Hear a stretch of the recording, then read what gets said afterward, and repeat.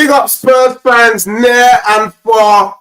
Back with your boy Deji Spurs and my homeboy Asthmatic in the building from Spurs King TV. Today we're going to be giving you, it's the day after tomorrow, innit, kind of effect. The day after the Liverpool game, the whatever we want to call of it, the disaster, blah. There's a lot of things to get into, but today's show is going to be a player rating. But before we get into today's show, we got an announcement to make. Obviously, Asthmatic's is growing and doing big things in this space, and things have been getting kind of mad since people started shaking their bums. So we've decided, along with Spurs King TV, that we're going to be collabing. So it's official.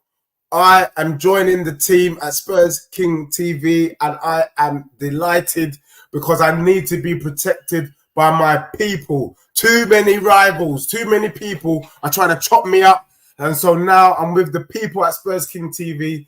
Asthmatic, thank you, bro, for the opportunity. You and Marlon, big up to you guys. Thank you. It's a pleasure. How have you been? I've been better, to be fair, you know. It's been rough. Sleep, I can see like there's probably still sleep in my eyes from that disaster, as you said already, last night or yesterday afternoon. Yeah, man, you know what?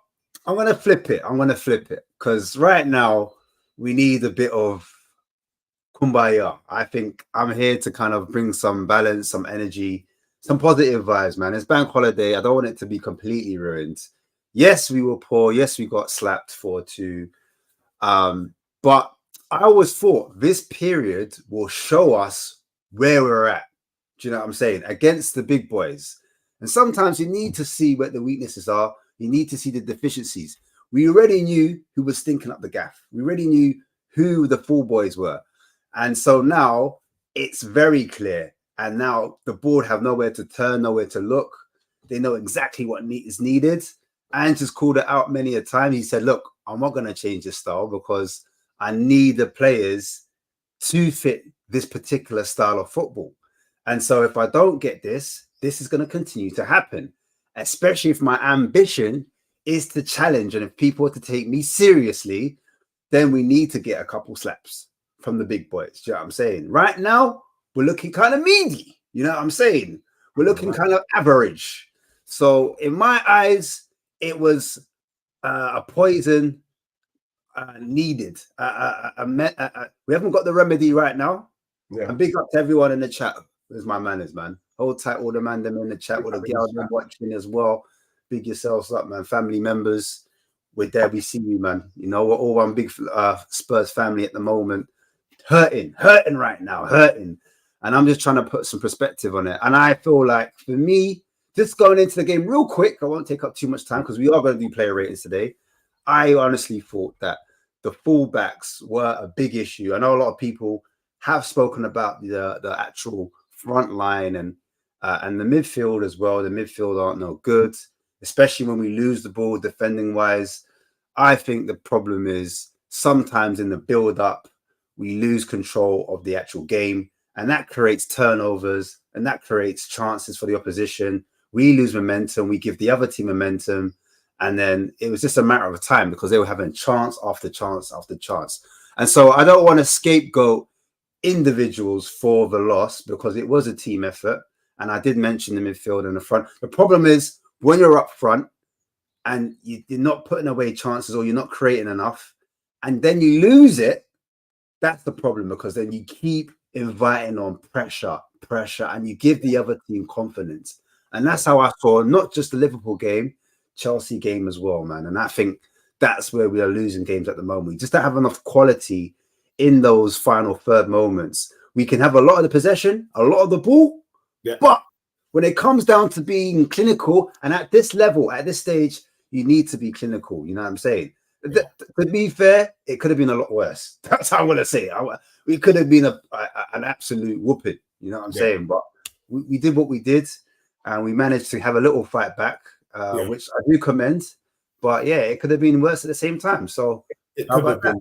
Yeah, no, real talk. And before we get into the player ratings, just my 2 cents on it as well. You know, I had a lot of people on other channels, never a foul, and you know, I jumped on the big six pants. I agree with you. I think it was deliberate from Postecoglou, because when you see this guy talk and the way he speaks, he's so articulate. He is showing the board that we need money and we need to spend. Yeah. So that's the positive I'm taking from it. And the reason why is if he was to imagine if he was to continue doing good, bro, and actually have us challenging, or as we were at the beginning of the season, with what people have been saying to me and other channels, people in the comment, Daniel Levy won't spend. The only reason why he started spending was when Mourinho said, "See, look at the rubbish that I got," and then Conte went, "See, look at the rubbish that I got." And so Postecoglou is doing the same thing. See, look at the rubbish that I got. If you want me to play my style of play, I've shown you that my style of play can work. I've shown you that we can score goals. I showed you there was life without Kane. I've showed you what I can do with some of your fringe players. Now I need the final pieces to the jigsaw puzzle to get this thing right. And if you back me, then look, it could be well for us. And if we don't, then it's long. And I hoping that is the case. People are shaking their bum like we're all in the same level. Klopp's been in charge of Liverpool 9 seasons, Pep 9 to 10 seasons, Arteta 5, and then our gaffer's been in there 5 minutes. And then people want to shake our bum and feel like well, it's all equal. It ain't all equal, mate. In Klopp's first season, I remember watching that game when we slapped up Liverpool 4-1. Yes, and everybody thought, well, it's a disaster. He don't know what he's doing. And then look, see, from then onwards, he's become a Liverpool legend. Arteta, in the first 3 seasons, people were shaking their bums, getting irate. And then look, he's going to be, whether we like it or not, he will be an Arsenal legend based on these performances, based on Arsenal and their finishes. At least he's done well. He's brought them back and put them back on the map. That's why we're seeing all these Arsenal cronies in the chat getting excited. So I think Tottenham's got a similar trajectory. This season's a washout. Don't worry about it. Finish where we finish. Like we said at the beginning of the season, it didn't matter because he was an unknown. And then from season 2, season 3, let's see if we're able to push on. But big up to everyone that's locked in right now. We're going to get into it, though.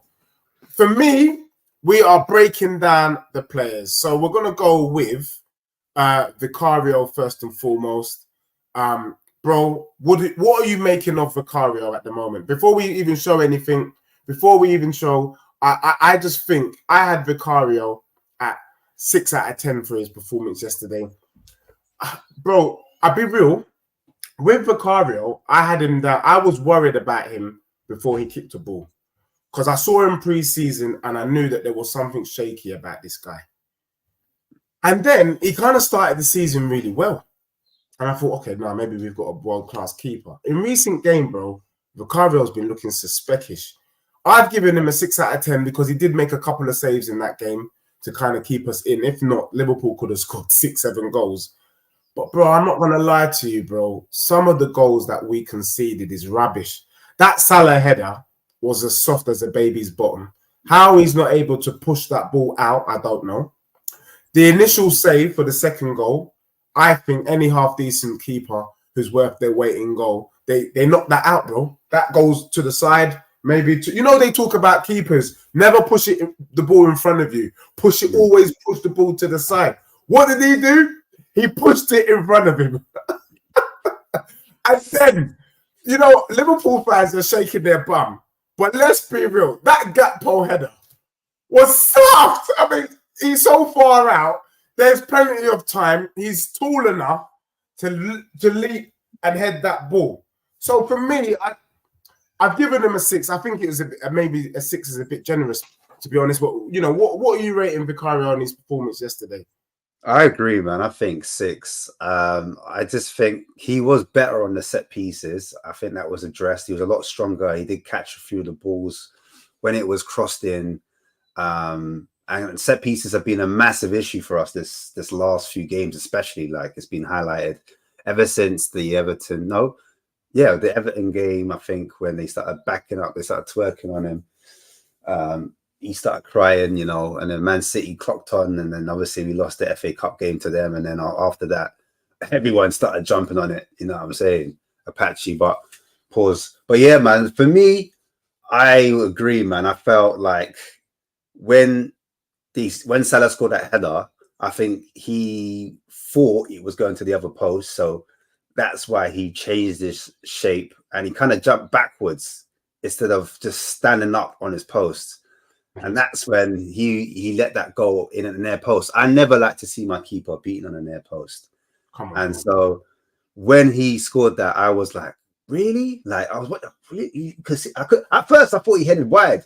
Like, and it also happened in slow motion. All their goals for me happened in slow motion. I don't know how you felt. I'm looking at it like,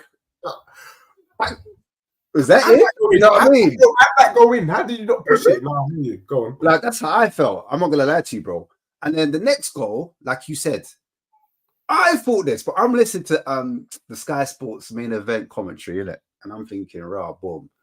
You know, they said, rah, he was at full stretch already, and he did a good save, blah, blah, blah. But when I saw it, I said exactly what you said. I said, rah, push it out, my brother. Why are you just so tame and that? Like, you just, I don't know. For me, I thought he should have pushed it out, bro. I agree. But yeah, I see what they were saying. He's already full stretched.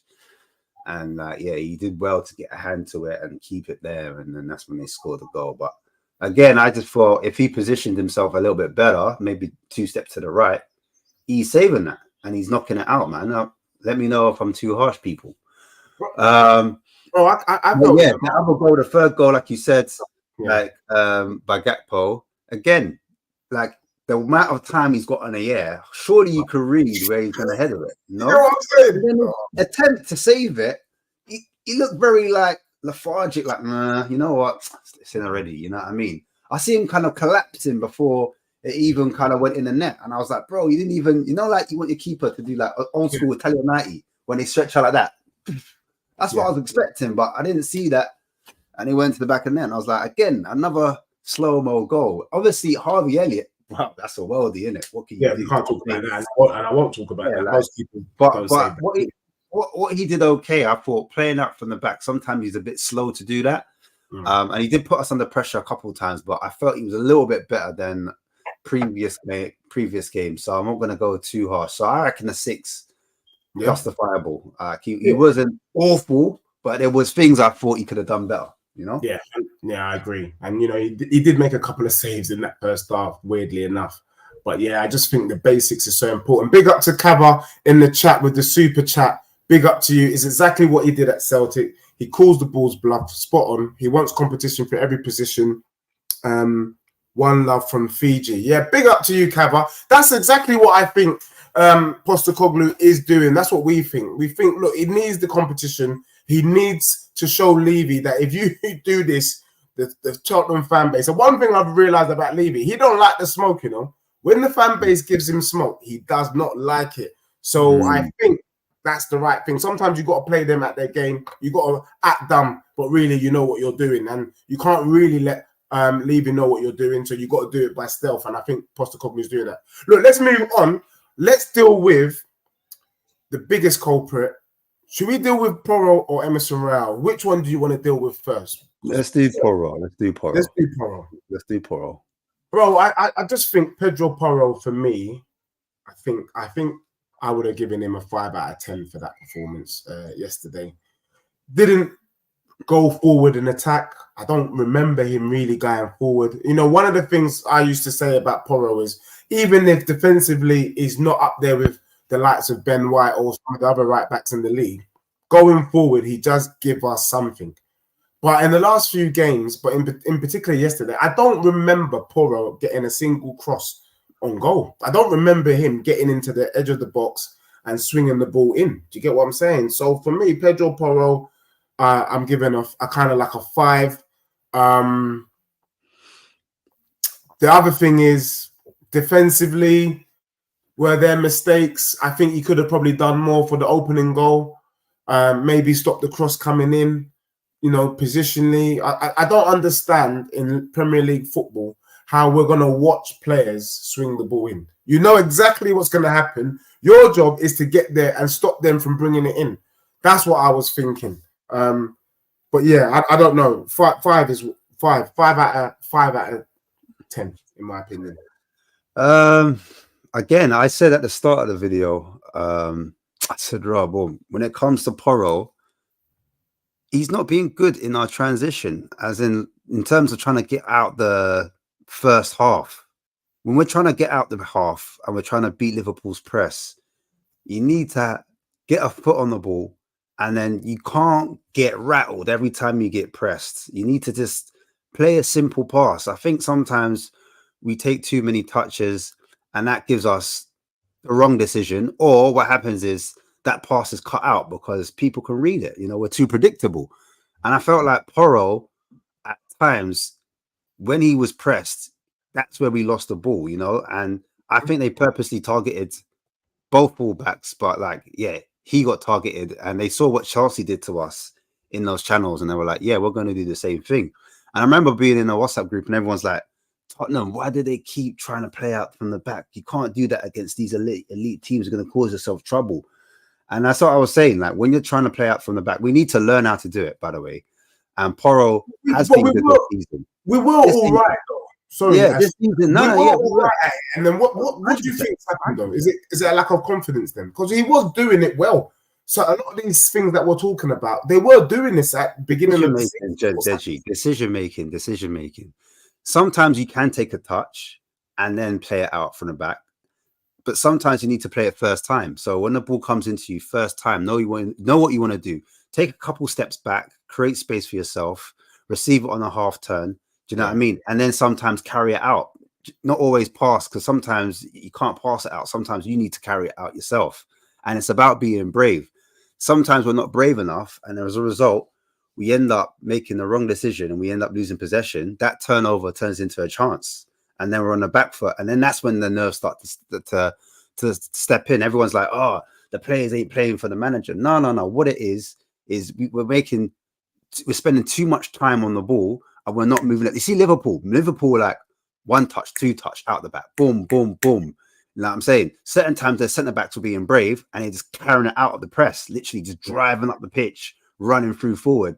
And so that alleviates pressure as well. And then movement off the ball, like they've got it down to a T. And I can understand these players haven't, you know, they need to understand what to do, when to take that touch, when not to take that touch, etc., etc. And like, as you said, going forward, we didn't see too much from Porro, in my opinion, going forward. So, and that's a big part of his game. However, I do like the balls he was playing into Richarlison. There was a ball over the top, I remember. And I think a better striker creates a chance there because Richarlison brings the ball down, credit to him. But then after that, he lets the defender get across him and then it comes to nothing. So most people won't even remember that part of the game. But like those chances there, I'm like, bro, you need to at least test the keeper. You're 1v1. All you need to do is hold your defender off, use a bit of your strength. And then, so Porro was doing that. Balls over the top, which is a play. But yeah, in terms of crossing, where you want him in the final third, that's where I know most fans, will look at him and think, right, you're not doing your job in terms of crossing the ball. But yeah, I think he did a few blocks. So defending wise, he did a few blocks. There was a clearance he did as well in the game, I remember. But yeah, I'm not mad at the 5. I think everyone could get a 5 in this game. I'll be real to you, because that performance was smelly. It was smelly. And, you know, a lot of people in the chat commenting about some of the scoreline. Look, I can see the overall. I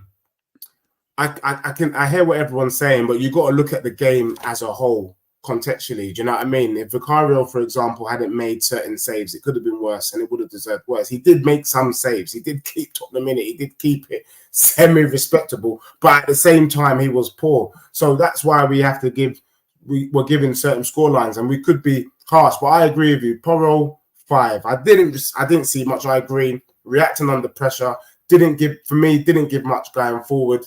And defense, yeah. Look, I agree. So 5, and maybe 5 might even be a little bit generous.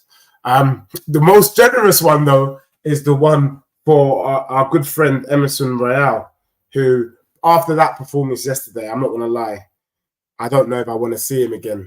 From your perspective, Ash, what would you give him? Emerson Royale, he's just not a Premier League footballer, is he? No, I'm being ultra harsh. No, you know what? He's not for us. I'll just say he's not for us. I'll say that. Before you give your rating, though, can I just ask this? Do you think he's a decent squad player. Because I'm also thinking back when we had the injuries, he was playing out of position at centre back, all of these places, and he did do a job. I mean, he did play centre back with Ben Davis, and we got a 3-3 at the Etihad. I mean, are we over harsh on Royale? I hear what you're saying, but do you know what I mean? Do you think like the fan base? What you're saying, because he's a right back playing at left back. So basically, every time he's got the ball, it's on his right foot instead of his left foot. So the pass down the line to his like left winger, like say Sonny or if it was Johnson, if they want to come short receive, it's easier pass there. Yeah. So I mean, there's times when he's in the because I think this is a bit of Postecoglou now. Yeah, I personally would have played, if you're going to play Emerson, play him in the defensive third in terms of our build up. Maybe let him sit, you know, just to protect, to make a back three. Or if it's not a back three, let him just sit in the middle, doing short passes. Just those little tiny short passes. He's not bad at that. And let him sit alongside a Basuma. So it just gives us a bit of protection. So we've got in possession, when we're on the ball, we've got two centre backs there, and then you've got maybe a Emerson Royal and a Basuma just sitting, just in case anything goes wrong, and then they can mop up either left or right if it goes down to the channels. They're like the first point of contact. Yeah. So that's where I'm like, Postecoglou, can you tweak in that element, in that sense, if you don't want to change the formation?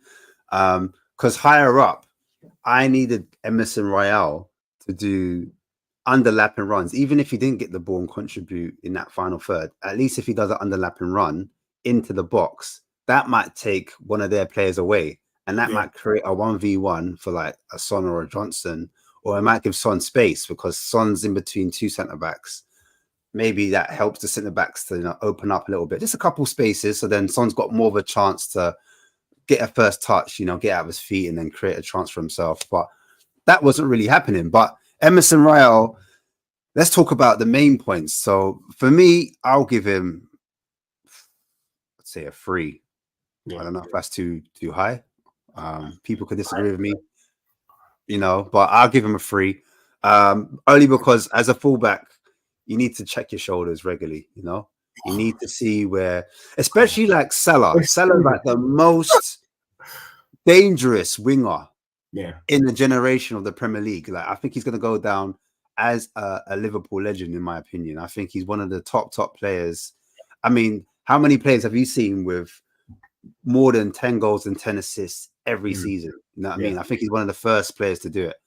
And this has been a poor season for him, yet he's got, what, 17 to 19 goals in the league?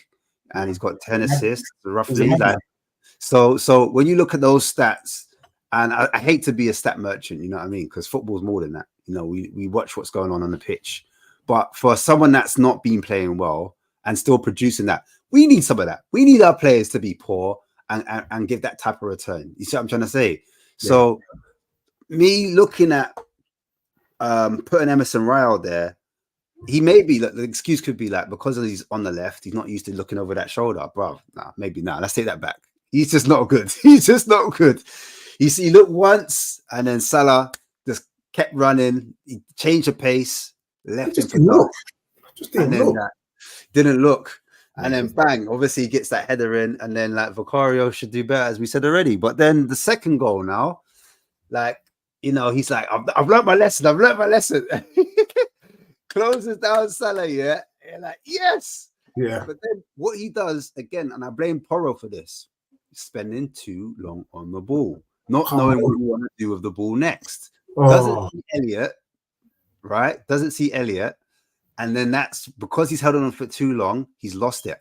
And the funny thing is, he actually did that before, but we didn't get punished. He does that. Sometimes he gets the ball, he holds on to it before releasing it. He doesn't do that the first time pass and get it out of his feet and then pass and move. He hasn't really gotten that in his locker. He likes to take a touch first, then pass.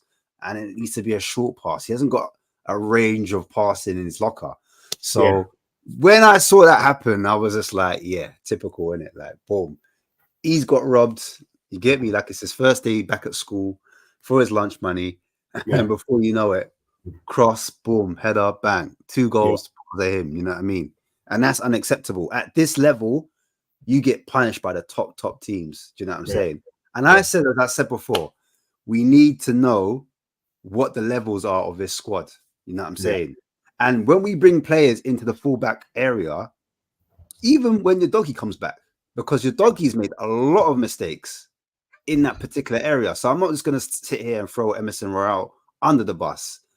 The doggy, as much as I love him, and he's great at carrying the ball, he has had a few errors. If you look at how many errors he's made this season, and I know he's young, he's going to make those mistakes. All I'm saying is I want a player to come in and challenge your doggy for a spot, as good as your doggy is, and challenge Porro for a spot. 100%. I want those players next season thinking, "Raw, how can I get back into the team?" And people will throw pelters at me and say, "No, how can you say that about your doggy? He's one of our own. He's great. He's dope. He's this and that." Bro, I love your doggy when he's carrying the ball, he's dribbling, he's beating the player, his physicality, his recovery runs as well. And I like how he grows into the games. He doesn't get rattled too easily. He might make mistakes, but he still plays his game. I love that about him. But let's call a spade, bro. You know what I'm saying? Let's keep that. We're talking about Emerson Royale here anyway. And I just thought that he should have been taken off a lot sooner. And I'll blame Ange for that as well again, because when Oliver Skip came on in that position, he showed the levels. You know what I'm saying? He just did the basics. Just the basics, man. The basics, bro. And he just showed the levels. Come on. He's a midfielder. He's a midfielder. Bro. The only thing I feel like I agree with you. I mean, I kind of gave him a 3 out of 10, and the only reason why I gave him a 3 is the fact that he is playing out of position. And if anyone's played football, you know that just switching sides is not that easy. Do you know what I'm saying? It can take some adjustment. But I feel like with Emerson Royale, he's an old school right back. I don't want to go forward. I want the left winger to take me on, and I knock it out for a throw or a corner. That's it. And then I just hoof the ball up top. He would have been good in the early days. Do you know that? You know, like under Harry Redknapp. Proper back four. All this inverted. And I think the reason also why I gave him a 3 is because if I was Postecoglou, I would have kept it simple. You already know he's out of position. All I would do is say, man mark Salah. Wherever he goes, you go. Yeah? Don't worry. But what Postecoglou done, which is why I feel like even when we're rating them, let's also rate them with Postecoglou in mind on how he set the team up. How can you ask Emerson Royale, and we talked about it on We Are Tottenham TV in the pre-match pump, how can you ask him to invert? How? He's never done. He doesn't play that. So you've got acres of play. How? That and the fact that Brennan Johnson, you know that Salah is one of the most, if not the dangerous right winger in the league. So he needs help. He needs Cooley coming back. Because Brendan Johnson ain't going to come back to help you, which means you're going to be left alone. I mean, come on. I mean, it was disastrous. But I will say this, though. Basic things. They teach the kids in the academy scanning. He sees Salah once, and then he doesn't look back again. He doesn't look back at all. And then he gets that idiot header. And then for me, it's unforgivable. Clear that ball. What's he doing holding his hand out and jockeying the ball like he's some sort of you know what I mean, horse rider, and then Harvey Elliott steals the ball. Just dumb. These are avoidable mistakes if you have half a brain when it comes to defending. And I have to say that Emerson Royale, he let himself down yesterday. I never want to see him again. That's why I gave him a 3. I gave him a 3 because it was rough for everyone. Everybody was pretty off in that first half. And then you've asked him to play on the opposite side. But maybe even 3 might even be too high, because thinking about it, I don't know one positive thing that he did. He hasn't got anything else in his locker. That's why the inversion role kills him, because he hasn't got ability to kind of carry the ball. He hasn't got the ability to find players with a switch. At least Porro, he can play a ball over the top. He can switch to play. Yeah. He can do a through ball. He can cross. He can dribble. He's got a bit of techers. He can go on a half turn. Emerson can't do any of those things. You see what I'm saying? Emerson gets a 1. I give Emerson a 1. He's getting a 1. Honestly, I agree with Cash. I agree with Cash. Cash is right. Nah, he gets a 1. When you think about, because you know why though, bro? Yeah. Even these are supposedly professional footballers. He did not do the basic. Basic is to defend. That's the basic rule if you're in that back line. That's what he's meant to be known for. That's what he's supposed to be on. He didn't, Yeah. but I also blame Postecoglou because he had 100%. him doing the madness that he couldn't 100%. keep up with. Remember when the team sheet came out? You were like, we're gonna get battered. We knew it, and that's the killer. We, the fans, see the team lineup before the game, and we already know what's coming, and then it happens. Do you know what I'm saying? Then it's like, but if we could see it, how comes Postecoglou ain't seeing it unless it's deliberate? Let's move into the centre-back pairing. I think let's start off with Van de Ven before we deal with Romero. What are you saying about Van de Ven's performance yesterday, bro? Does what he does every time, man. He does what he does every time, and he sweeps and cleans up. But to be fair, I'll give him a bit more than that because I felt defensively, I felt like when he needed to actually defend, because a lot of people don't give him that credit in terms of what he does for defending wise, like going to ground, people don't really rate that, but he actually does win his duels. He does actually tackle well, I feel. But again, I just felt it just needed a little bit more, in my opinion. You're in that back line, 4 goals. No one can get a decent rating if you're a part of it. Do you know what I'm saying? If you're part of a four goal slapping, like I can't really rate you on that level. Do you know what I'm saying? And yeah, I don't think he did much wrong.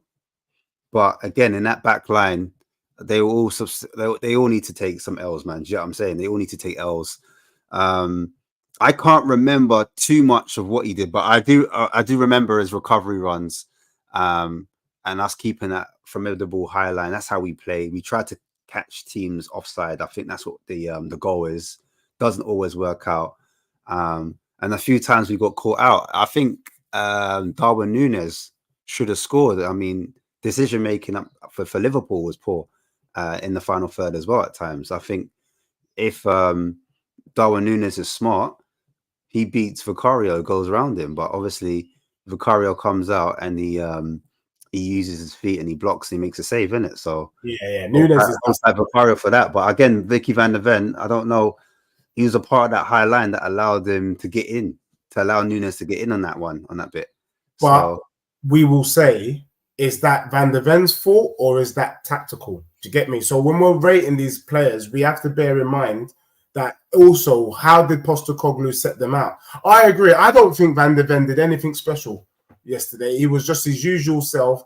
I actually had him down as a 6 out of 10. I wanted more from him. Was Van de Ven commanding? He wasn't commanding. You know, there's some games he's imperious. You know, he's winning the ball. Even if the back line is fully dusty, at least Van de Ven is doing his bit to kind of show his level. But I thought, for me, this was one of his poorer games in a way. It weren't great. He didn't really do anything special.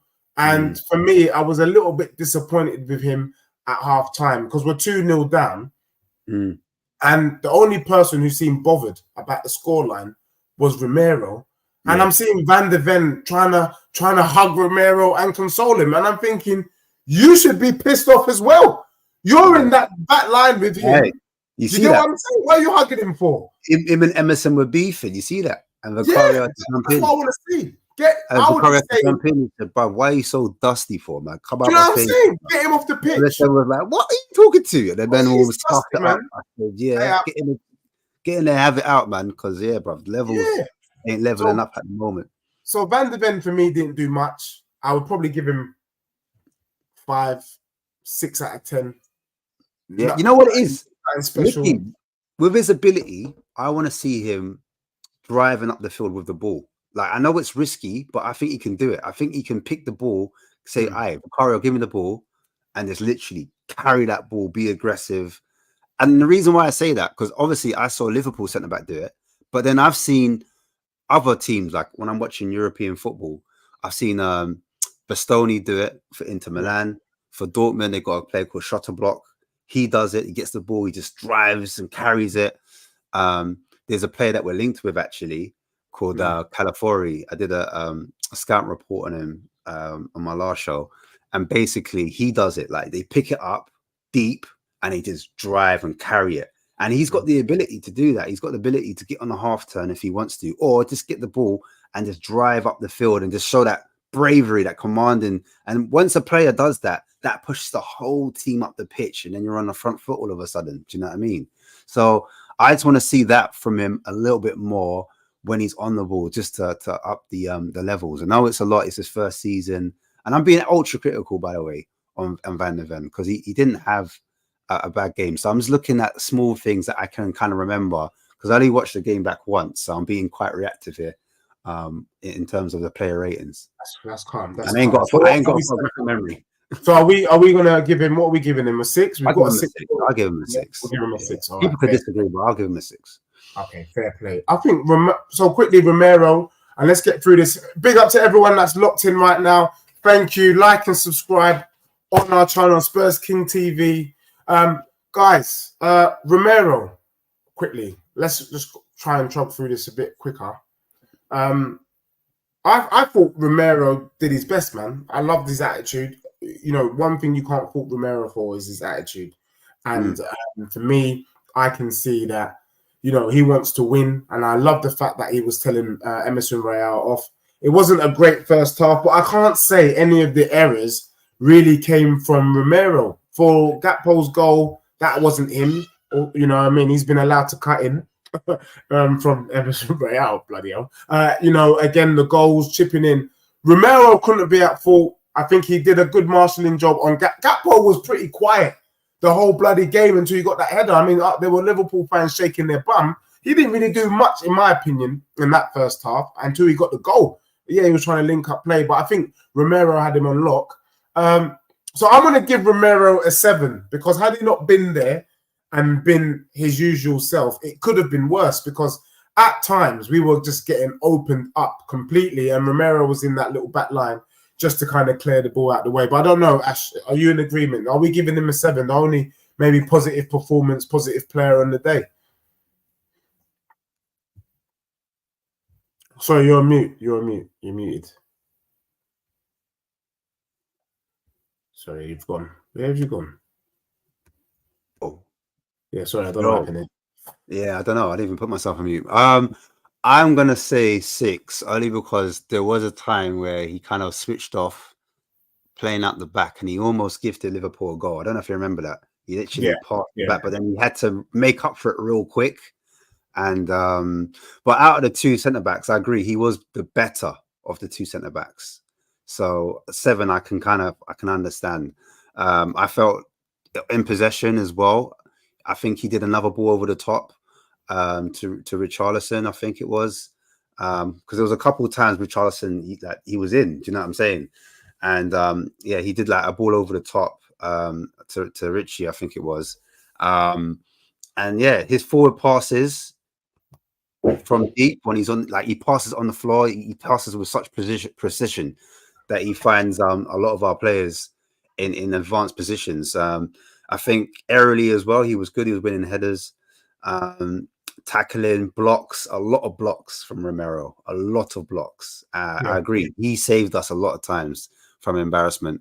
And like, I heard Neville, like, he was trying to critique him, and I was like, saying, oh, you know, a better defender, won't be moving around as much. I was like, shut up, man. You know, what are you talking about? Rubbish. If he wasn't there making like certain movement, he wouldn't have been there to like clear the ball off the line and get. Do you know what I mean? Vicario didn't save it. You know what I'm saying? Saving us from even a heavier defeat. So yeah, I mean, I'm reading the stats here. It says 5 clearances, bro. Yeah, and 1 off the line. So honestly, 1 interception. So like that to me, yeah. I'm not mad. He played. He was the best centre back for me. One of the best players on the pitch. He was, man. Yeah. He was. I mean, it's weird to give someone a 7 when you get slapped with 4 goals. Yeah, that's why I couldn't really. That's why I was like. But at the same time, you got to acknowledge what did they do individually in the game, and had he not been there, it easily could have been 7, 8 goals for Liverpool. And that'd be Emerson Royale at centre back. Well, we saw what Emerson Royale did. Absolutely nothing. And he killed us for 2 of the goals. So, yeah, no, definitely Romero gets a 7. Let's quickly move into the midfield. For the first 5 minutes, I thought, okay, this midfield trio could work. But that was only for 5 minutes. Let's touch on Bissouma. Bissouma, what are you giving Bissouma real quick? Everyone in the chat, big up to you. Please also let us know yours. I can see some people, Neil and Cash, they're giving us their predictions as well in the chat. I can see it. Please throw it in there if you agree with us. There's been a lot of disagreement. A lot of people in the chat would have given lower scores. I'm seeing 0 for Emerson Royale, where we're giving like a 1 or 3. Someone put 4 for Van de Ven, and I think that's a little bit harsh. I know the back line was not great, but I think Van de Ven was a little bit better than a 4. And I hear what you're saying. 4 goals is a disgrace, but let's just take them as individuals. But Bissouma, I give him, and this is controversial, but I give him a 5. And lots of people be like, how? Because he's lethargic, looks disinterested, and he's running off the ball, defending. So a lot of people are judging Bissouma on his defensive attributes, and rightly so. Like, you need to give protection to the back line, as everyone calls him, the DM. And I just don't think, and this goes down to the manager again. I honestly don't think we play with a holding midfielder. I don't think we play with a defensive midfielder, even though Bissouma is the furthest back.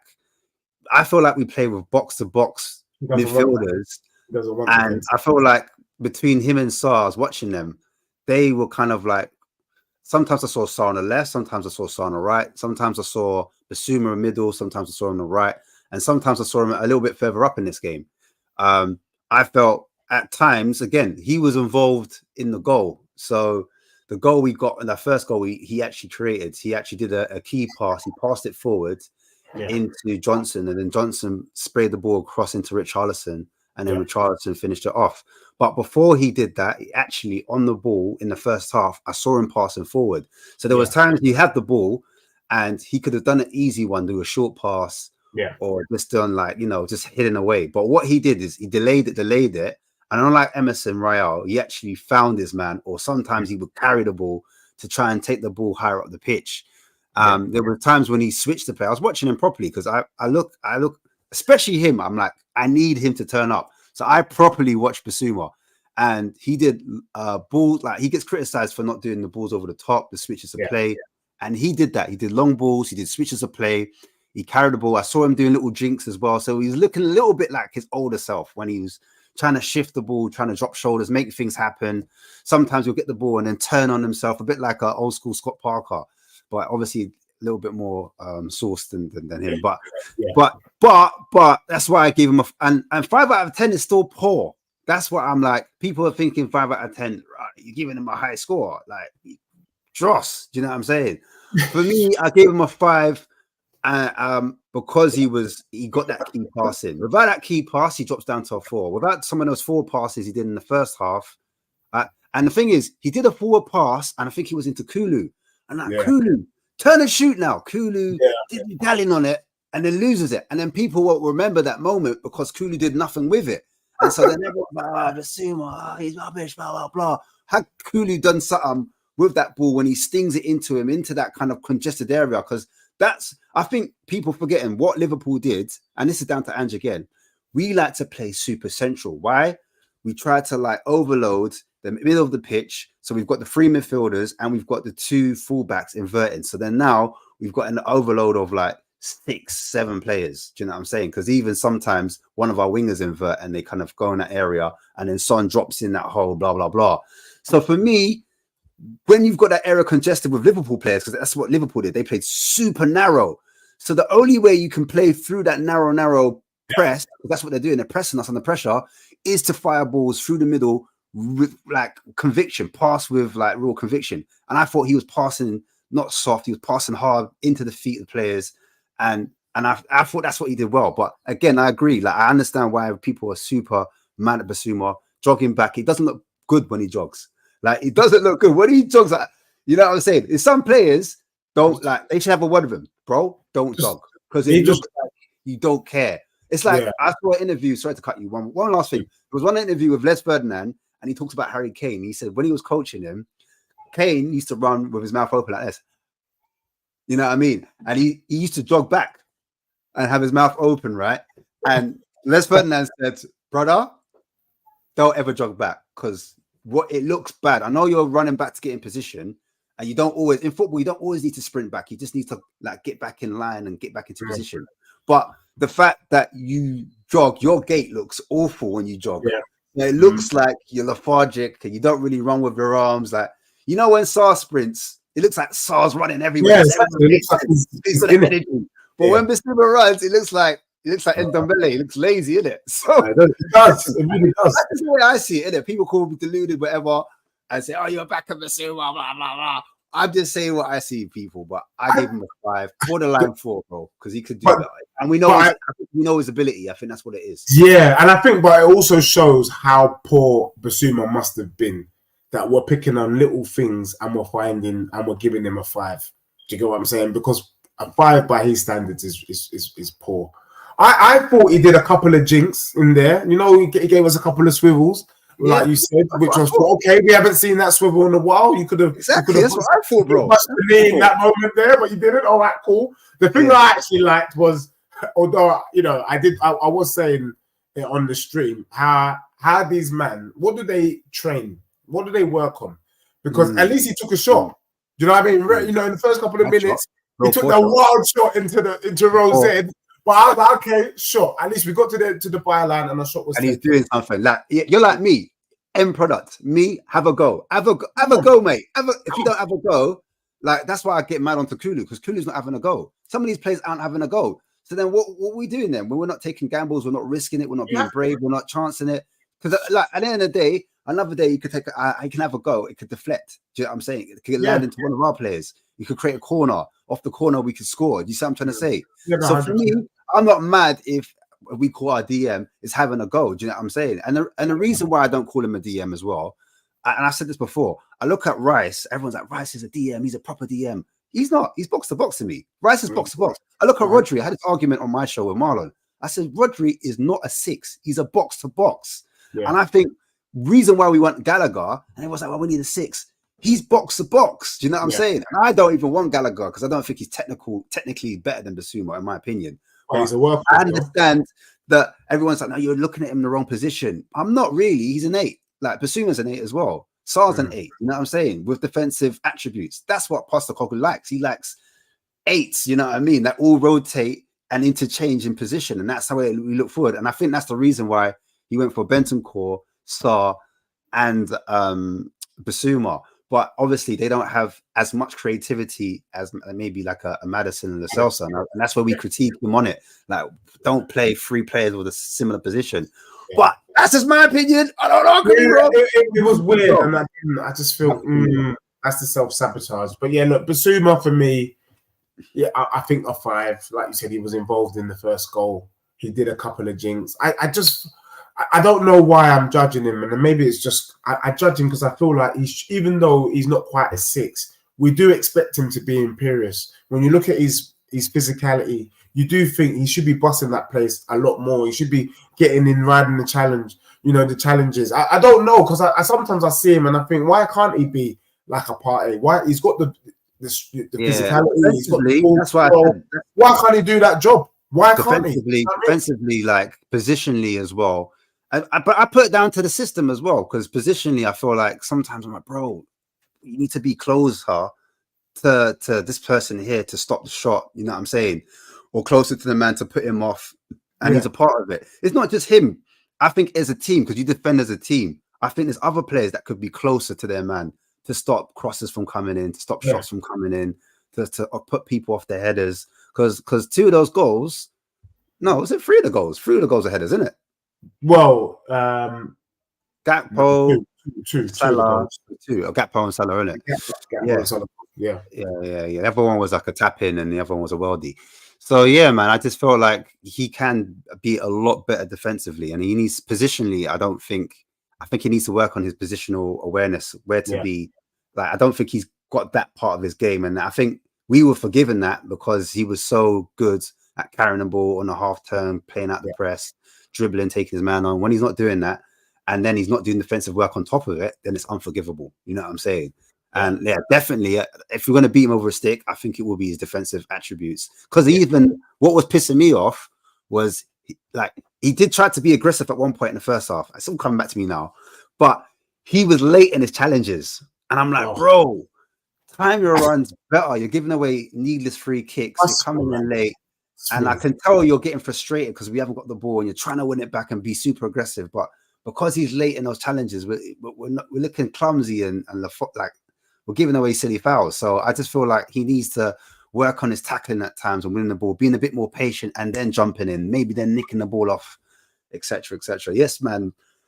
Smash likes, man. Smash likes, people, if you're enjoying the content. So, Ash, this is great debating. So we're giving a Basuma a 5.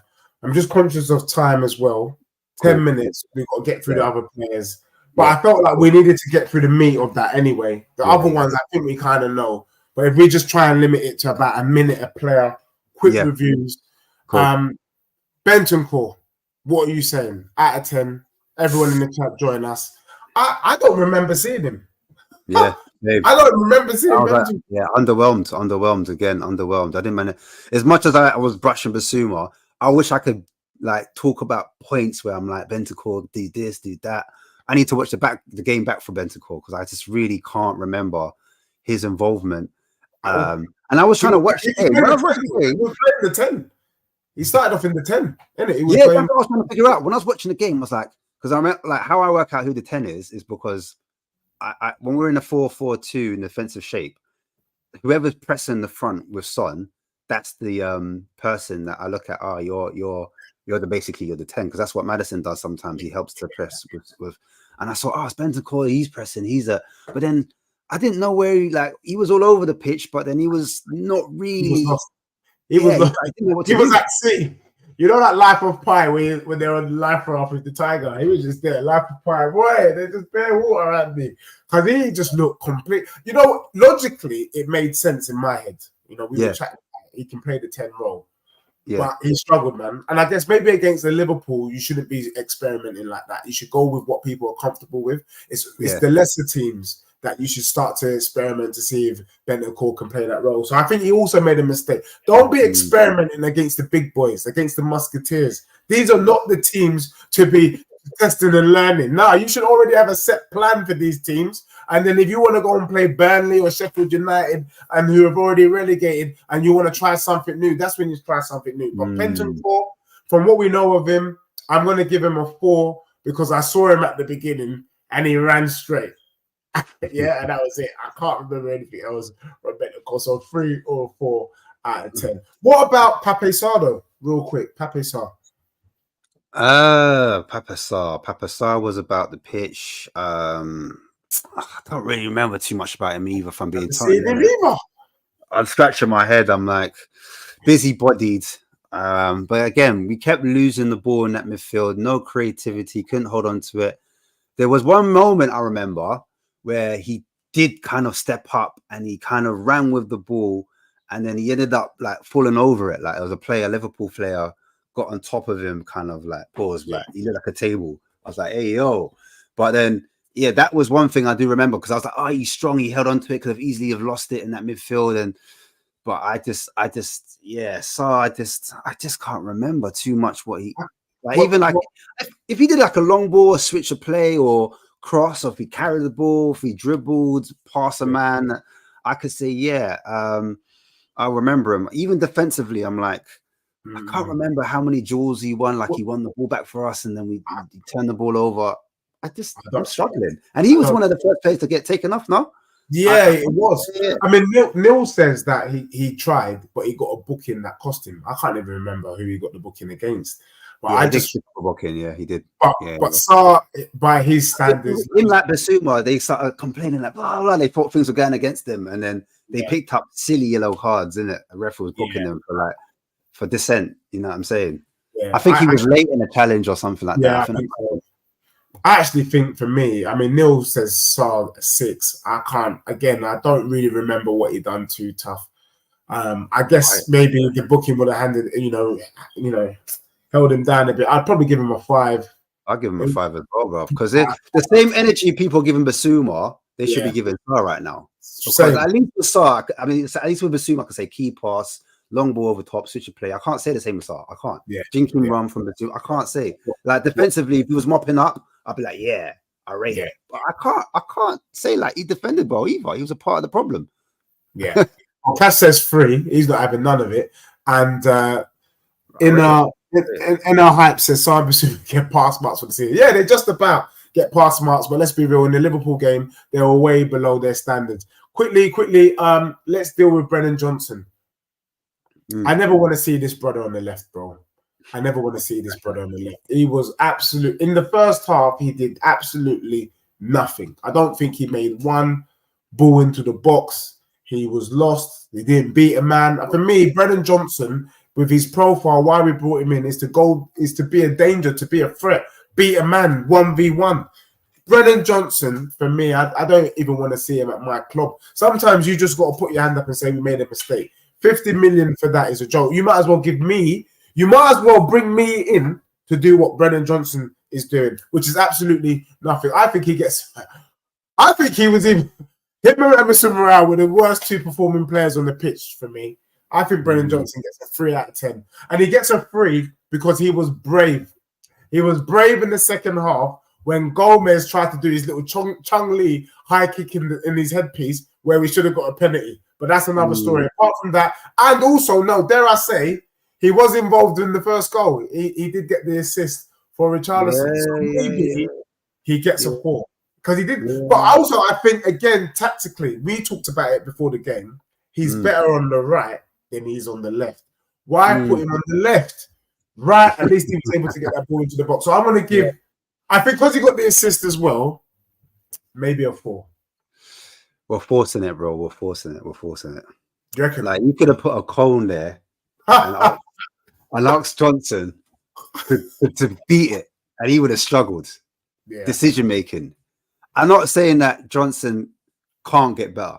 I'm just looking at this game in particular. Yeah.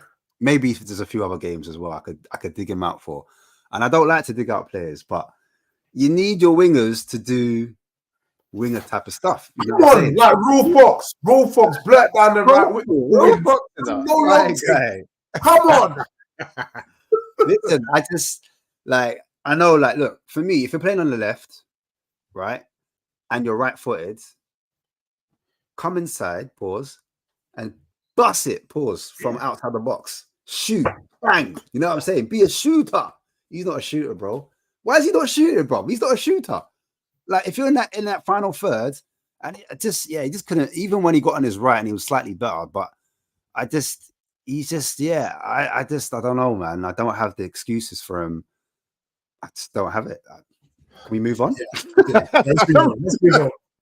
Yeah. I mean, Brennan Johnson, he's let us down, bro. I'm not going to lie. I was gassed when we got him. I don't know why I was gassed. Because the thing I find weird is, okay, I get it that they make these steps up, but is it that different? Because he was a different player at Nottingham Forest. He played. Remember, he played up front. He didn't play on the wing like that. He did play on the wing sometimes, but more time he was playing up top, and MGW was playing behind him, innit? And them two would link up mad. Yeah. Their link up was crazy.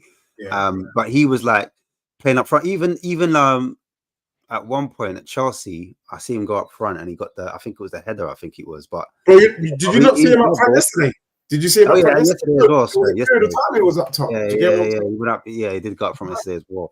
Yeah. But yeah, even up front for us, that doesn't look good, man. He doesn't look good. I mean, and there's no excuse. Like you said, he's played at Prem level, so you expect him to be ready. You know what I'm saying? But I'm just going to take at least test the keeper. At least get some shots off. He just can't.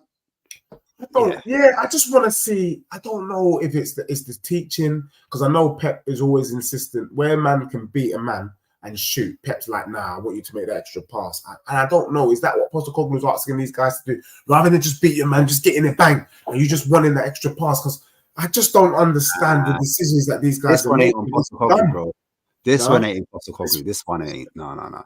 This one's on the wingers. You know what I'm saying? The wingers, like, they're meant to be creative. You know what I mean? Like, like when it comes to creativity, you don't really get involved. You know what I'm saying? Because how can you coach creativity? It's an oxymoron, It's true. Like, it's true. It's like two dicks. They don't mix. Well, sorry, some people might have a different opinion, but hey, let's not get political. Yeah, but for me, I don't know. I just think, yeah, you leave creative players in the final third to do. That's what makes it unpredictable. That's what makes it hard for defenders to defend because they give different patterns. You know what I'm saying? So then you're like, oh, he wants to go on the outside. Maybe I'll show him on his right. Oh, he wants to go on his left. Let me show him his left. But if you're a good winger and you can do both, then like, you know what I'm saying? That's when you leave the player to be a player. You know, leave him to be a dream. But yeah. But look, Liam says if Johnson looked like Skip, nobody would want him. Yowzers. Cash says Brennan Johnson when Morgan Gibbs White is right there. Yeah, I don't know about that. I don't, Morgan Gibbs White is a baller. I don't know why we went for Brennan Johnson, but anyway, I agree with whoever said it in the chat. Cash says Ange is the one who signed him, so maybe he sees something that we don't. Quickly then, future down the line, who knows? Cooley, and then Son. Cooley, and then Skip, actually. Cooley. If Brennan was bad, I don't know what Cooley was because I did not see. Cooley, for me, this is the reason why he weren't getting minutes at Juventus, bro. Do you know what I mean? Because I was like, wow, with Juventus, I know Juventus is a big team and they've got bare ballers, but when Bentancur and Cooley came to Spurs, these are dummies. Kulusevski is... I can't believe I had him up there at one stage, potentially rivaling Saka. This guy is dusty, bro. I don't know what's happened to him. He's just devoid of any confidence, any form. He was a waste man in that pitch, a waste of time. And it made it easy. People like him made it easy for Liverpool. There's no pressure coming from the top. Do you get me? Cooley, for me, boy, he's a free, man. Free. He was poor, man. I can't remember anything. Nothing. I'm not mad at it. I just think decision making in the final third, he just doesn't make that decision in his head quick enough. Do you know what I'm saying? And when you're in the final third, you need to make assertive decisions fast, whether they're right or wrong, so you can stop the opposition from getting into defensive shape. That's the whole point of being on a transition. Yeah. And even when we're in the final third and they've got players behind and they're set, he needs to make that decision. I'm going to go to the byline and do a cutback. You know what I'm saying? Even if it's predictable. Because sometimes he gets to the byline and you can't stop him because his physicality, he's just got that ability where he shields it and you can't do nothing about it and then he cuts it back. I would prefer him to just do that every time. Or go on your left, cut inside on your left and actually shoot. Or cut inside and do a diagonal pass or reverse pass. But it's like he's forgotten how to do that. And like he's like you said, the confidence thing, he's just void of it at the moment. And so that's affecting him a lot. He wants to be a midfielder. He's told everyone wants to be a midfielder. Yet Postecoglou plays him out on the right. Yeah. Yeah, it's edict. Again, another one for Ange. Bro, you got to hold that point. I agree with the Diddler and Neil. I think it's a 4 out of 10. I think he's there. He's just a body, but yeah, he's dusty, man. And I think I agree with whoever said it. But I do feel maybe Juventus did do us dirty. Sometimes you don't see it straight away. It's like a vehicle, isn't it? You buy a car and you think, oh, it's all nice. And then you drive it for a couple of weeks, and then you realize that the thing mash up. Yeah. There's no oil in there. There's no bloody coolant. The brakes are gone. Do you know what I mean? You don't notice it when you're picking it up. I always find it an oxymoron when you're going to get a new whip or whatever, and they tell you to look around the car. Well, they're gonna show up now, is it? Listen, back in the day, man, them used to get bumped. We used to buy whips, and then man would find out it's a Reebok, meaning like it's a fake. You get me, man? We're driving a fake vehicle. It's not even the real thing. You get me? Because it looks all shiny on the outside. You're like, this looks all right. Handles well as well. Like, man's driving, and then, you go to sell it on, and people are like, the police are getting involved. What's going on, bro? What? Yeah, man's talking about a dodgy car. Because like you said, the first 6 months, man was cooking. You know what I mean? Then we said, it's an injury. Then we were like, it's because the World Cup season. Then we were like, we put him in an attacking system, he's going to look different. Then now he's in the attacking system, and now we're like, no, he's a midfielder. Then we put him in midfield. Then it's like, maybe you put it back on the right. Then you put it back on the right. Then we're like in the same position. Like, bro, we've run out of excuses. You know what I'm saying? Next season, I don't want to hear no excuses. I don't want to hear this player can't play in this position. I don't want to hear injuries.com. I don't want to hear the kids FC. I don't want to hear it. I don't want to hear it. I agree. To me, Kulusevski should be. I want to see us sell players, even if we lose money, if we're serious. I say sell Kulusevski to Peterborough. That's his level. He's not ready for the Prem. Peterborough, yeah, them sort of levels there. I You know what I mean? Brennan Johnson, he can go to bloody Notts County. You know, like that. Yeah, I'm done. I'm so pissed off. If we just get a mill for all of these players, I don't care. Bro, real quick, Son, he scored, by the way. I do think he was out of position. I'm gonna give Son a 4, but I'm gonna say something really controversial. I think that might be it for him, you know. Woo! You think Son's done? Son's done in the streets. I think he's done, bro. He's 32. You know what? Even if he's not done, we need to prepare for life without Son, man. We cannot be dealing with this. You know, people call him purple patch, and it's the truth. Let's be real. For me, he's world class, but he has a hot run. And when the hot run runs out, he's like, you know, them vehicles when you watch Fast and the Furious, the little gas tank, and then you push the button and the car goes, and it goes real fast, and then the gas runs out. Once the gas is run out, he cannot replenish, and I'm getting pissed off. I'm done with it. Son is a 4 out of 10, and he's been. He doesn't. You can't refill it. The only way he gets his real feel is after the season. Some might say maybe he's tired, maybe he's been overused. You know, he had the Asia Cup. It's not easy, but we need to start preparing for life without Son, man. He was a 4 out of 10. He was poor. And literally now, all he's good for is to tap the ball in. He's not beating a man on. He's not beating a man. Oh, you know what? To be fair, towards that last 20 minutes, okay, yes, he started to take on the right back and he started to do something, but he's not showing enough, bro. It's not enough. He's not leading from the front. Do you get me? He's not vexed. Even in his press conference, he wasn't fuming, bro. Yeah, it's a working process. It's only the man. No! I'd be pissed. Do you get what I'm saying? Come on. You know what?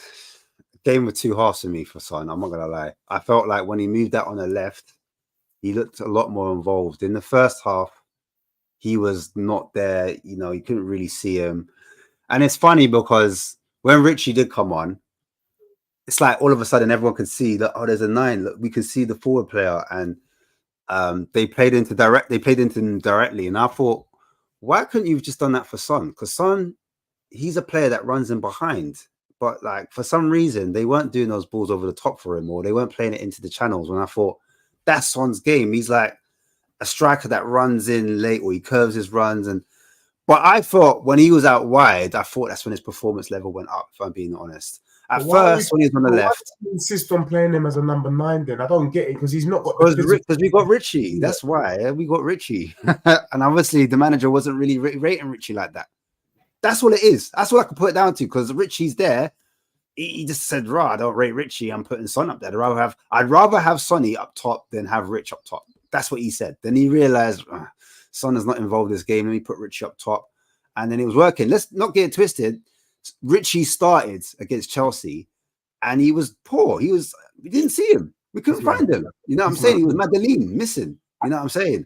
But when we put Sonny up top, again, we couldn't find him, missing person.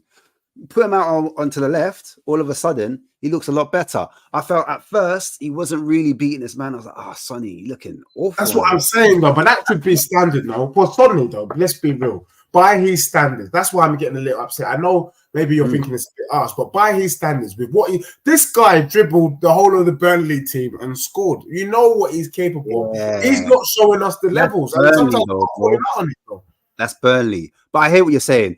But listen, for me, he grew into the game in the second half. So at first, he wasn't really he tried to take his man, weren't working. And then he started beating his man. I think sometimes he did one touch too many.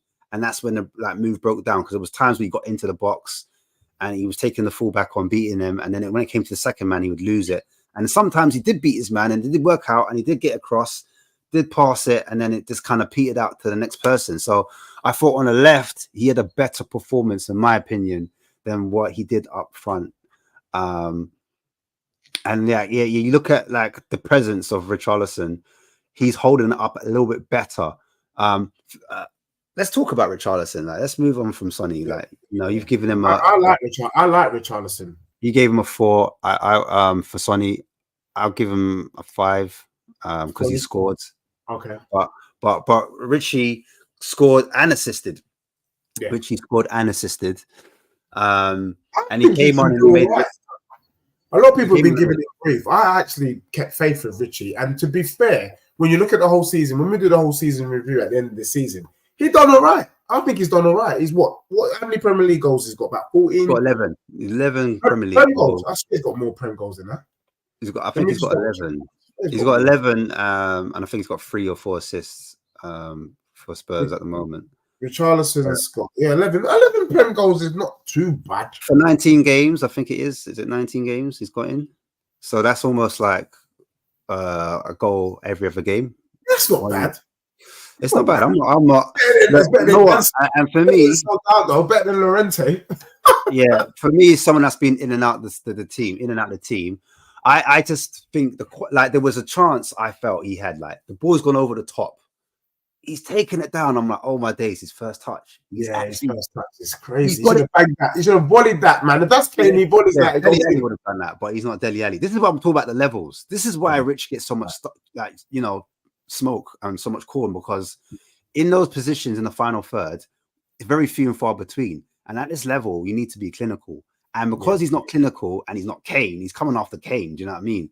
Yeah. And he's coming off the back of a poor season. Don't forget that season that he had when we bought him, he didn't turn up, bro. He got like 2 goals or 3 goals in the whole season. One of them was against Liverpool, to be fair. So he doesn't mind scoring against them. Obviously, the Merseyside thing, has got beef from history previous on that. But for me, I'm looking at him and I'm like, when that ball goes over the top, and it wasn't just one, it was more than one. I'm like, Richie, can you? And he just didn't do it. Like, when it's on the plate for him, he can score. But the harder chances, I feel like, other than that Everton game, I remember the Everton game, he spun it. Like, he was confident. He banged the top. But because he knows Goodison Park, he kind of stepped up. But you need him to step up against Chelsea. You need him to step up against an Arsenal. You need him to step up against Liverpool and score like bigger goals, more important goals. You know what I'm saying? So that's why I'm so harsh on him. Do you know what I mean? If we're going to be this team that Ange is twerking about, saying, rah, we're going to be challenging, can Richie be that guy? Do you know what I'm saying? Because look at Darwin Núñez. Darwin Núñez had a big boy chance and fluffed it. You know what I'm saying? How much goals did Darwin Núñez get? Look, I'll just quickly check for you. Darwin Núñez, let's bring it up. But he's bagged more goals. Well, I guess he's in a better team at Liverpool. Yeah, but regardless, like, it's a good comparison to make, no? Yeah, he scored, was he number 9? Yeah. Núñez has scored. Let's quickly check. Oh, shit. I can't actually see it. I'll find it. Núñez has scored 11 as well. Yeah, there you go. He scored 11. There you go. So the same paintbrush we look at, like, if Núñez was at Spurs and he was doing what, you know what I mean? Liverpool already, he's deleted all the pictures off his Instagram, hasn't he? So obviously he was a Klopp signing and Liverpool didn't really want him. You know what I mean? And it looks like the writing's on the wall for him, because they're having many opportunities, and they're like, look, they're being harsh with their team. Would you have Núñez at Spurs? No, that's the same thing. What are we doing there?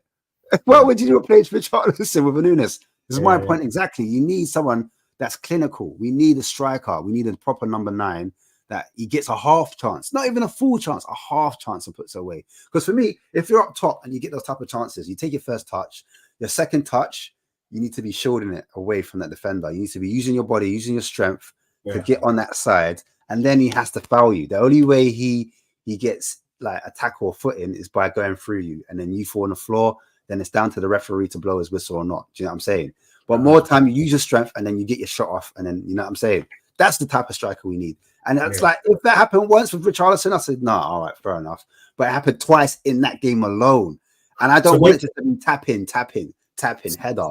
You know, so maybe we need to be going and getting Mateta. I think we should just be taking Crystal Palace's front 3. But that's another show. That's another debate. You get me? Quickly, last 2. Madders, were you happy with the little cameo that Madders gave us, and Skip? Because Skip gets rough ride from the Spurs fate. Not in this game. But for Skip, I think he stemmed the tide. Him down left back enabled us to go forward and threaten Liverpool in the last 20 minutes. So for me, I would love to give Skip a 7 out of 10. Big up to him. You know, what a servant. He made a difference. He made a difference. I still can't give him the 7 because my narrative is I want him at the club. No, but you said this was No, the oh, game. yeah, isolate in this game. I'll be fair. Isolate in this game, not looking at everything else. He came on. I thought he was one of our better players. Came on, but it's always the players that come on that made the difference. Saying that, I felt he was actually better than maybe Maddison because Maddison came on as well. I felt he had a better performance than him because I just felt when he needs to give a simple pass into the front line, he did it. He didn't try to do anything fancy, and then defensively, he did it. You know, he got back, he recovered, he put the players off, he stopped them from shooting, etc. Got tackles in, physicality, energy, positional.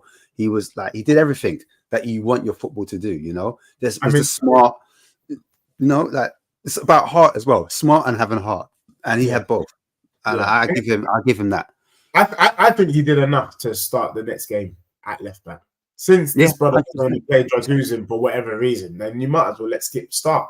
Because literally, him coming on changed the game. Had you just left Royale on, these men would have gone with 9 goals or something. But Madders, go on. Oh, no. But this is it. This is the way I give Ange a bit of critique again, because I did a show one time and I said, look, and every fan was calling for it. Go for a back 3, right? And play 2 midfielders holding. So you play a 3-2 and then a 4 and a 1. And that suits Spurs down to a T because you've got enough players that, you know, suit that type of role. You've got combative midfielders protecting the back 3. You got 3 to kind of cover the pitch coverage to stop the channels from being exposed. And then the 4 in the middle, you've got 2 proper wingers and then 2 8s and a striker. Wow, you've got that. Do you want to hear the maddest thing? The maddest thing I was thinking this morning when I was getting up, you know, because I was sleeping on this. This team is actually best suited for Conte ball. Yeah. Okay, Poro, back 3. I mean, it's just we've gone and given Conte what he wanted, but he's not bloody here. If we did a mid block to low block on that team on Liverpool, I know actually, well, because we conceded so many chances anyway. In the first half, 15 chances to 1. I mean, it's 15 chances to 1. So what was the point of playing on the front foot, high up, attacking football? I understand the longevity of it, and so that's the reason why I see other people's point where, you know, they have to understand the philosophy, and he's sending a message to the board that, look, boom, I need better players in these positions, and that's why we're going to take thumpings. You know what I'm saying? But I still think if we had your doggy in there, we're still getting that result's not changing. We're still going to concede the same amount of shots because we're open. We're open. Madders, I ain't got much to say about Madders, mate. He's been giving us 4s out of 10s. It was another 4 out of 10 performance. For me, again, I was looking at body language. A lot of misplaced passes from Madders, not too bothered. He wasn't even angry with himself. Beginning of the season, he would have been riling up the crowds. He'd been riling up the players.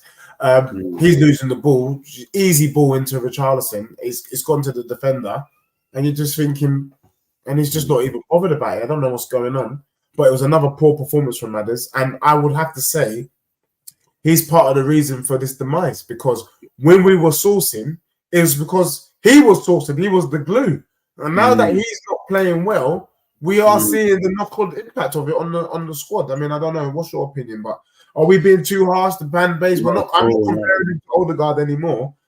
But bloody hell, man, we need him to get back to where he was. Yeah, no, not at all, man. You know what it is with Madders? Again, it's like decision making.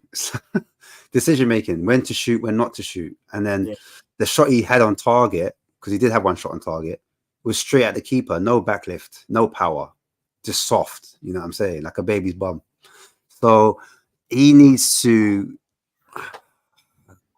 There's so much that's wrong with Madders at the moment.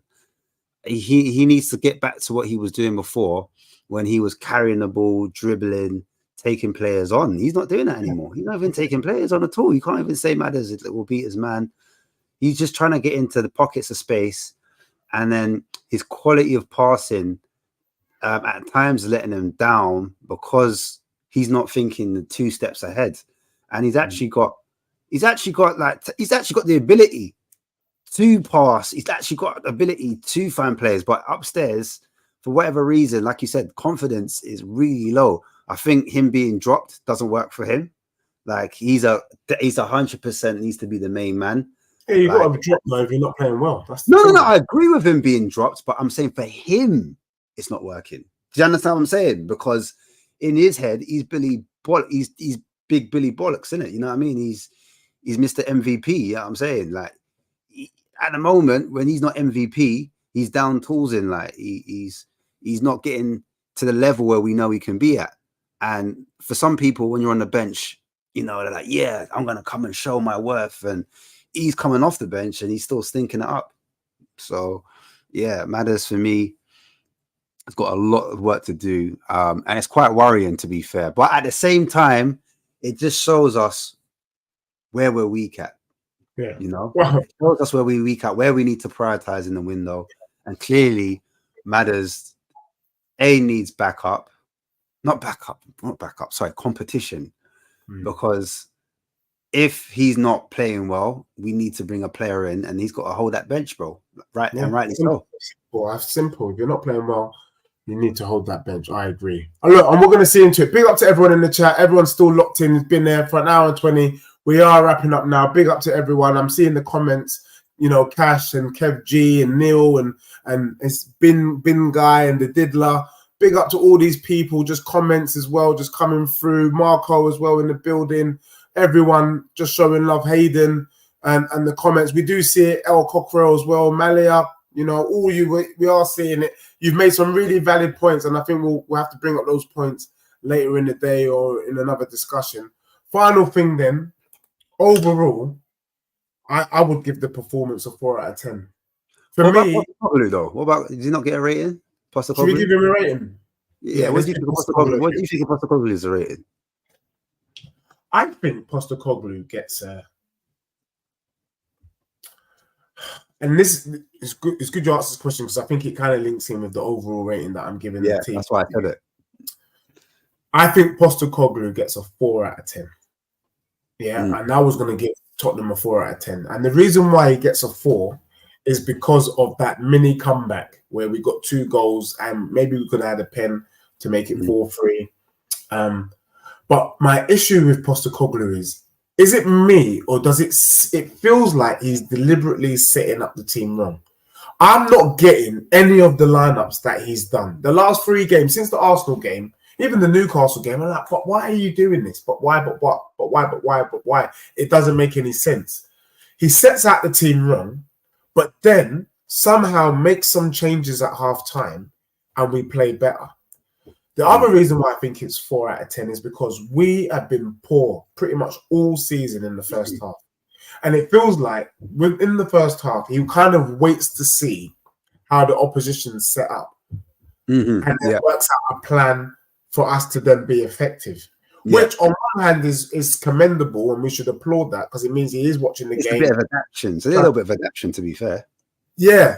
But at the same time, if that is the case, if that's what you're doing, then you really need to be stronger defensively then. You can't play a high line if you're trying to suss out the team. What you should be doing is maybe playing deeper, work out the system, and then push forward in the second half when you know we get more love, if that makes sense. So something about the way he picks the squad, I'm not really feeling the kind of high line, but he does make these adaptations where we got 2 goals against Arsenal. We got 2 goals against Liverpool. Could have got an extra 1. And yeah, so he gets a 4 out of 10. It's 4. Just on that, do you think he looks at the other opposition? Because he always says he focuses on the team. He doesn't look at the opposition. Do you think that's the reason why he gets the lineups wrong sometimes when he starts? No, I think where he gets it wrong is he kind of just puts something out there and he's not looking at the opposition. Because if he looked at the opposition, you know you can't leave Emerson Royale with Salah. You know you can't leave Ben Davis alone with Finn. Where he gets it wrong, though, is I would be employing a tactic where I'm saying to the players, try not to concede. Or, if anything, at the very worst, 1-0. I was saying on my watch-along yesterday. That's against his philosophy, though. That's against he's on the front. There's no point being 4-0 down. Because even if you have a good run like we had second half in the last 20 minutes, we were never going to come back and draw that game, bro. Never. But if it's 1-0 at half time, maybe we can come back and win the game. But is that down to the defending of, like, supposing we had a competent left back you know. In Yeah, the but team. even if you have a We need- competent left back, I just think we shouldn't be pushing so high if he's sussing out the team, because the reason why I know he's sussing it out is somehow he does the right changes and we seem to be on the front foot. Do you know what I mean? People keep saying, oh, yeah, Liverpool backed off because they were 4-0 up. Arsenal backed off because they were 3-0 up. No, both Arsenal and Liverpool, they're killers. Look at Arsenal against Chelsea. Look at Arsenal against West Ham.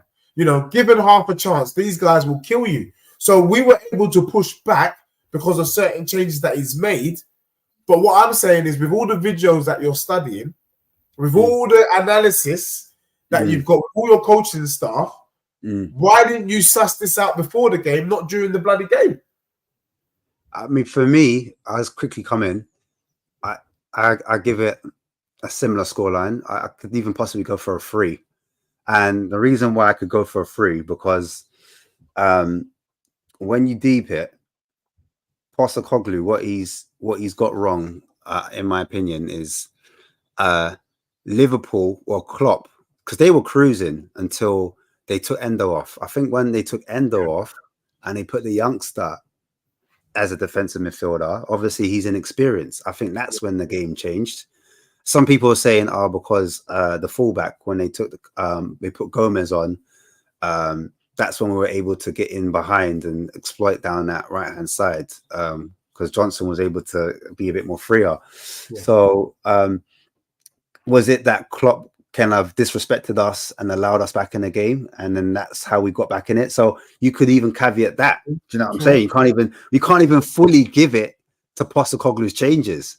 So against the bigger teams, you look at the first 60 minutes, that's the true Spurs. You know what I mean? Yeah, we're getting found out tactically because we are looking really open. And the reason why I say that is because I look at how Liverpool under Klopp last season looked, and when they didn't have their midfielders, teams were playing right through them. It's only when they made the inversion of Trent Alexander-Arnold that saved their season, and they managed to finish 5th, where we are finishing, right? But without that tweak or that adaptation from Klopp, teams, I remember watching teams just running through Liverpool. I think, why are they so open? They still look so open. But remember, they lost Mane. Mane was pressing from the front, ultra aggressive, and he was winning the ball high up for them. They lost that, and then they were exposed. The Gurgen press no longer worked. Teams were like, well, it's going to play over it. We're just going to play over it. We're going to play into the channels. We're going to play through the middle. And that's what's happening to us at the moment. And despite the heavy beatings, he's not changing, bro. So what's going to happen is the next excuse is now when we get our players in, when Ange is backed, we'll be all right. Ange will get backed. He'll get players, but the system will still be exposed. I'm telling you. I agree. I'm telling you, it's too. But he will have to adapt, or he has to pull on his sword. It's too open, bro. It's too open. At least go to like I said, the rest defense, go into a back 3 rather than 2 at the back, and invert one of those inversions. Let one go up and one's like it's not hard. Let me make you laugh. Let me make you laugh for the last 2 minutes. So big up to everyone that's still locked in. Last point. Go on.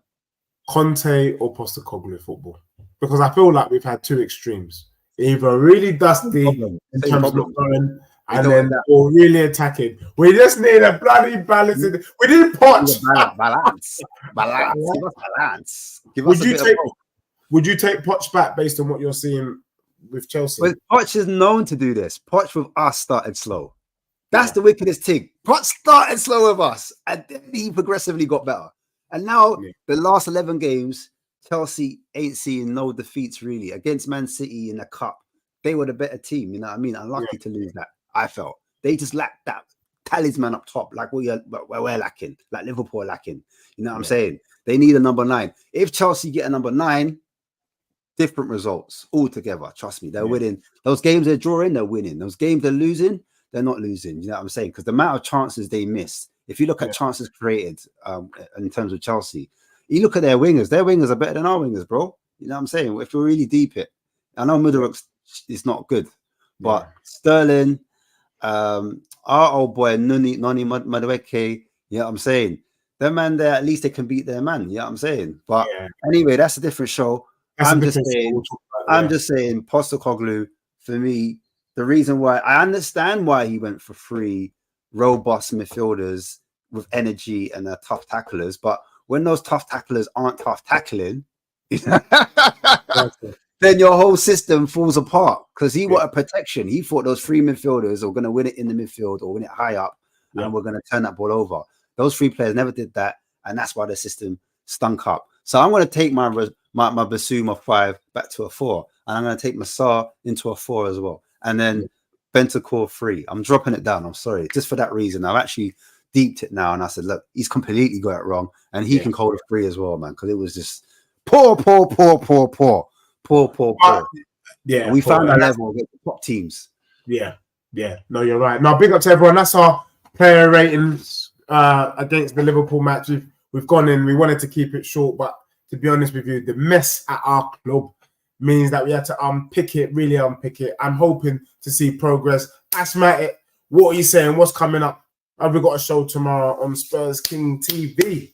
Yes, we've got a show. I'm gonna have to get my socks on because there's so much to unpack. My head's hurting thinking about it. I don't even know if I want to fully go through it, but I will. I'll get the comb out and we'll kind of get into it. So, guys, if you're interested in, it's going to be an autopsy by the looks of it. The amount of bones I'm going to have to unpick.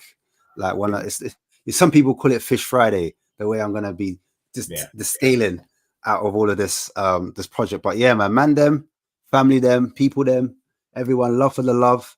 We've also got a show on Wednesday, Rivals. Check that out as well. That should be very interesting. A couple men are trying to call me out already, but it's all right. It's cool. It's love. It is what it is, man. We still give it to them. You know what I'm saying? Pause. But yeah, man, big yourself up, Deji. Big up, everyone.